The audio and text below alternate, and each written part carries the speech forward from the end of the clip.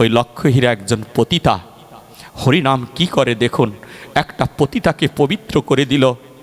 একটা পতিতা তৃতীয় দিনের জন্য আমার হরিদাসের সামনে আসে বসলো। সে তো আর জানে না যে উনি স্বয়ং ব্রহ্মা। এই ব্রহ্মার সামনে যখন বসলো, তৃতীয় দিনেও বলল, আজকে আমার কথা কিন্তু তোমায় শুনতেই হবে। বলেছে, আজকে তোমার কথা আমি শুনবো। যখন চোখ বন্ধ করে এই হরিদাস ঠাকুর হরিনাম সংকীর্তন করছে, কতক্ষণ বসে থাকবে, তখন ওই কীর্তনের সাথে উঠে উঠে লক্ষহীরা নৃত্য শুরু করে দিলেন। যে আমার নাচে যদি উনি একটু পাগল হয়, কারণ আমার গুণ আছে, তো আমি তো সুন্দর নাচতে জানি, রাজারা পাগল হয়ে যায় আমার নাচ দেখলে। সেই নৃত্য যখন শুরু করলেন, ওই ঘুঙুরের সুরে, ওই ঘুঙুরের নৃত্যর যে সাউন্ড, ওই সাউন্ডে আর হরিদাস ঠাকুর হরিনামের কীর্তনের যে সুর, এই সুরের সাথে যখন মিলে গেল, তখন অনন্ত কোটি আকাশ বাতাস যেন বসে বসে আমার হরিদাস ঠাকুরের হরিনাম কীর্তন শ্রবণ করে।